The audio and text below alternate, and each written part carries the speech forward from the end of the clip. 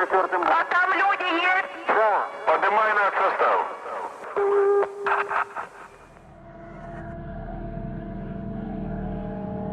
— 25 апреля 1986 год.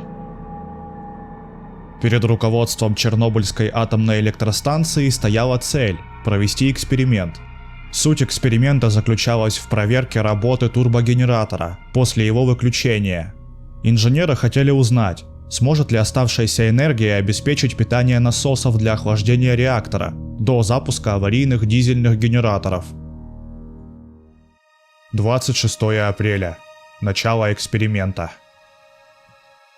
Проводить испытания можно было лишь с мощности 700 мегаватт, однако персонал пренебрег этим условием и начал с 200. В 1 час 22 минуты ночи персонал получает отчет измерительной системы реактора «Скала». На основе отсутствия нужных стержней система рекомендует отключение реактора, но вопреки всему испытание начинается. Насосы, подающие воду в реактор, отключены. Урановое топливо больше не реагирует на подачу свежего охладителя и стержни управления. Баланс реактора немедленно изменился, что привело к его неуправляемому состоянию. В 1 час 23 минуты происходит резкий выброс мощности реактора с 200 мегаватт до 1000.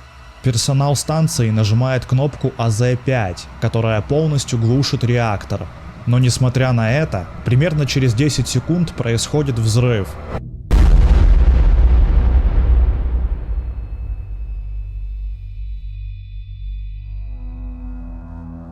Первыми жертвами взрыва стали работники станции, которые находились вблизи реактора. Владимир Шашинок, монтажник, находившийся на крыше машинного зала, получил смертельные травмы и скончался в больнице через несколько часов. Валерий Ходимчук, оператор главных циркуляционных насосов, погиб от взрыва мгновенно. Его тело так и не было найдено. Предполагается, что он навсегда погребен под обломками конструкций. Взрыв практически полностью уничтожил здание 4-го энергоблока. Крышку реактора, бетонную плиту весом около 1000 тонн сорвало с постамента. Изотопы урана, плутония и цезия, имеющие период полураспада от нескольких суток до 1000 лет, были выброшены в атмосферу. Всего в воздухе оказалось около 60 тонн радиоактивных веществ. Сразу после взрыва реактора радионуклиды были выброшены на максимальную высоту, до 10 километров. Очевидцы, находившиеся вблизи места аварии, сообщали о голубоватом свете, который можно было видеть над разрушенным энергоблоком. Свечение возникало из-за ионизации воздуха радиоактивными частицами и горения графита, сопровождаемого выбросом энергии. Первыми, после самих сотрудников станции, в бой с чудовищной катастрофой вступили дежурные караулы пожарной части номер 2. Им на помощь прибыли пожарные специальные части номер 6 города Припяти. Они были оснащены стандартной для того времени экипировкой, брезентовыми костюмами, рукавицами и касками. Звенья газодымозащитной службы использовали противогазы КИП-5, предназначенные для защиты от токсичных газов и дыма. Но из-за высокой температуры, которую создал пожар, пожарные были вынуждены снять противогазы уже в первые минуты работы, так как дышать в них становилось невозможно. В тот момент они еще ничего не знали о масштабе радиационной угрозы и воспринимали ситуацию как обычный пожар. Примерно к 2 часам ночи появились первые пораженные из числа пожарных. У них стали проявляться слабость, рвота и ядерный загар. Помощь им оказывали на месте, в медпункте станции, после чего переправляли в медико-санитарную часть номер 126, которая находилась в городе Припять. Наличие высокого уровня радиации было установлено только к 3 часам 30 минутам ночи. И этот уровень был настолько высоким, что приборы, которые могли фиксировать до 1000 рентген в час, не справлялись с измерением и зашкаливали. Для сравнения, смертельная доза радиации для человека составляет примерно 400-500 рентген поглощенной дозы. Уже к утру 27 апреля радиационный фон в медсанчасти номер 126 был запредельно высок, и чтобы хоть как-то его снизить, медперсонал перенес всю одежду пожарных в подвал.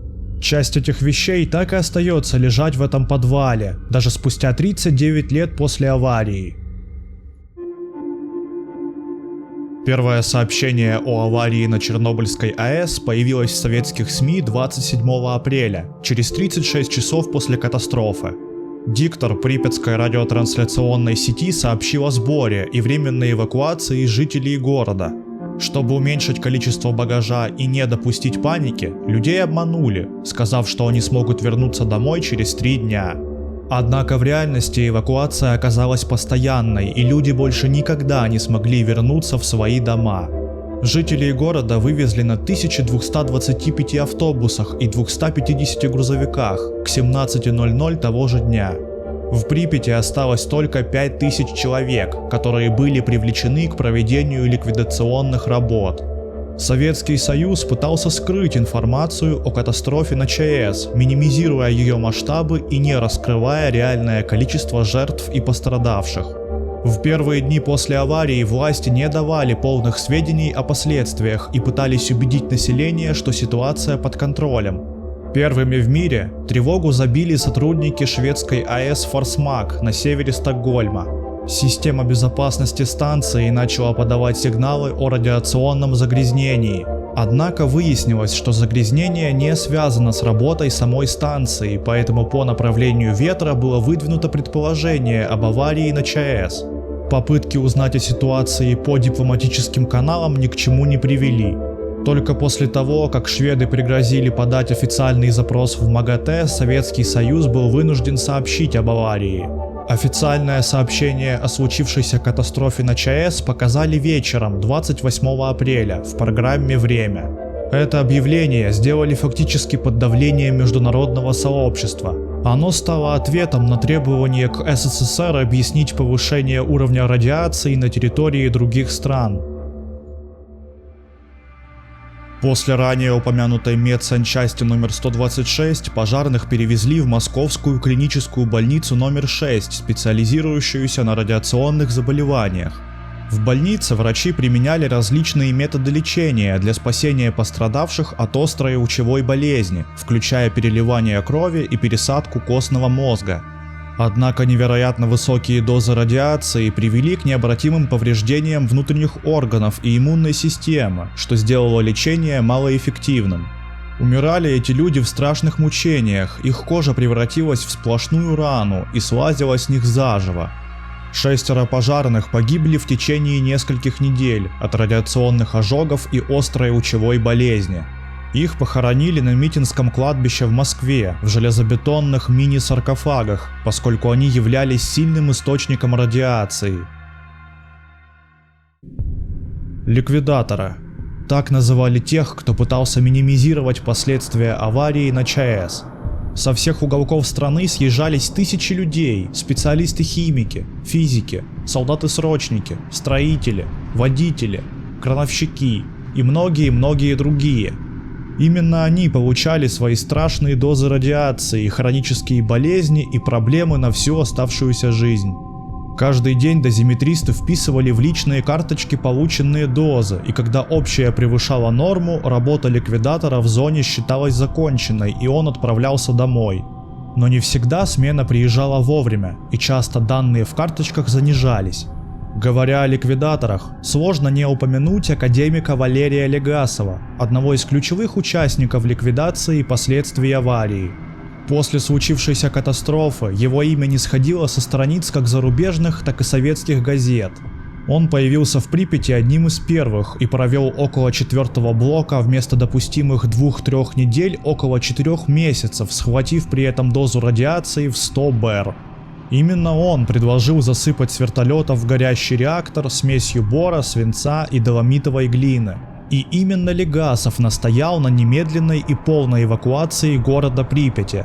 После взрыва радиоактивное облако устремилось в том числе в сторону Европы, и Советскому Союзу грозили многомиллионные иски. Но после откровенного доклада Легасова на конференции экспертов МАГАТЭ в Вене, который длился 5 часов, отношение к СССР смягчилось. Доклад получил большой резонанс, Легасова назвали «человеком года» в Европе, и он вошел в 10 лучших ученых мира. Однако в Советском Союзе Легасова обвинили в разглашении секретных данных и устроили травлю против него. Правда, о Чернобыле не всем пришлась по вкусу. Дважды его выдвигали на звание Героя социалистического труда, и оба раза вычеркивали из списков.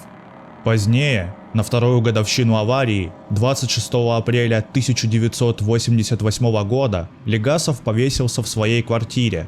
Перед смертью он оставил серию аудиозаписей, где подробно описал причины аварии, ошибки в проектировании реактора и недостатки в системе управления атомной энергетикой в Советском Союзе. Самые же опасные и ответственные работы по дезактивации предстояло выполнить на кровлях третьего энергоблока, где находилось значительное количество высокорадиоактивных материалов. Это были куски графитовой кладки реактора, тепловыделяющие сборки, циркониевые трубки и прочее. Мощности доз от отдельно лежащих предметов были слишком высокие и весьма опасные для жизни человека, поэтому эту работу решили возложить на роботов. СССР приобрел немецкий роботизированный комплекс под названием «Джокер». Этот робот был предназначен для удаления радиоактивных материалов с крыш и других опасных объектов. После доставки робота на крышу с помощью вертолета он не выдержал экстремально высокий уровень радиации и сломался. При заказе робота Советский Союз сообщил немцам, что максимальный уровень радиации, зафиксированный на тот момент, составляет 2000 рентген в час. Однако в действительности уровень радиации на крыше достигал более 10 тысяч рентген в час, что значительно превышало возможности робота, который был рассчитан на более низкий уровень радиации. Очередное вранье привело к тому, что для очистки крыши пришлось привлекать людей. Этими людьми стали солдаты-срочники и резервисты, которых называли биороботами. Смена длилась 2 минуты, иногда она сжималась до минуты и даже 20 секунд. Эти люди сбрасывали куски графита и радиоактивные обломки лопатой, одетые в самодельную защиту от радиации. По итогу все они получили премию от государства – 800 рублей и страшные проблемы со здоровьем. На всех выездах из зоны были устроены дозиметрические посты, которые меряли всю выходящую технику. Если фон превышал допустимые показатели, машину отправляли на пункт специальной обработки. Там, с головы до ног укутанные в резину ребята мыли ее из бронзбойтов мощной струей воды с деактивирующим порошком. После каждой мойки проводили новые замеры. Если после 3 раз машина продолжала звенеть, ее отправляли в могильник. Таким образом, в зоне отчуждения появились свалки зараженной техники. 7 июля 1987 года начался суд над руководителями Чернобыльской АЭС, допустившими страшную катастрофу. На скамье подсудимых оказалось 6 человек. Директор станции Виктор Брюханов, его заместитель Анатолий Дятлов, главный инженер Николай Фомин, начальник смены Борис Рогожкин, начальник реакторного цеха номер 2 Александр Коваленко и инспектор Госатомэнергонадзора Юрий Лаушкин. Всем было предъявлено обвинение по 3 статьям: халатность, злоупотребление служебным положением и нарушение правил безопасности на взрывоопасных предприятиях.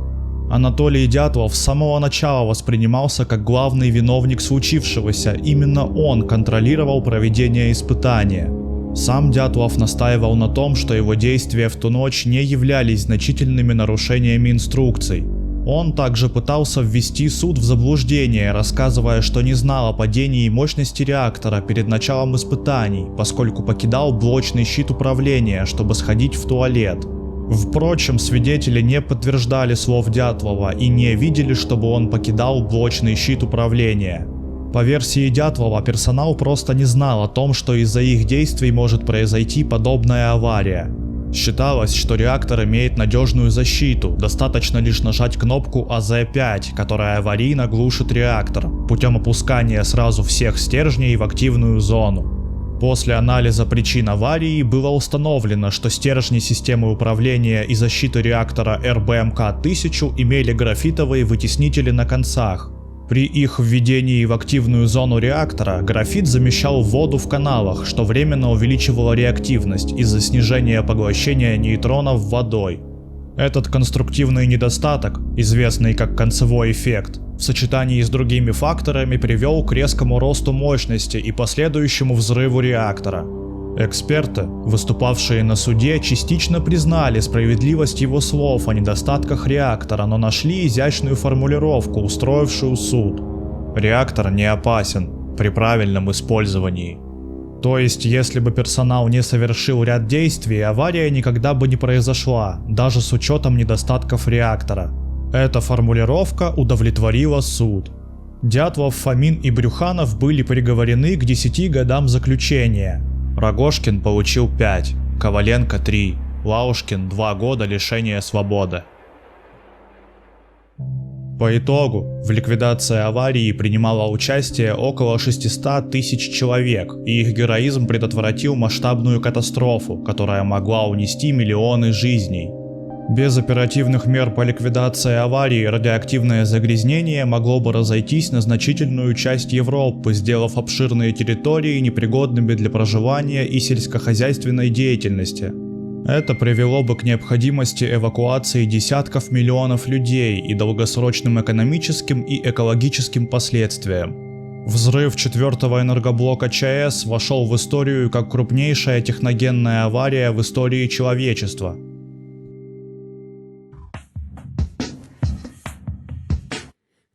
Спасибо за просмотр видео, ставь лайк, если было интересно, и подписывайся на канал, впереди нас ждет много интересного.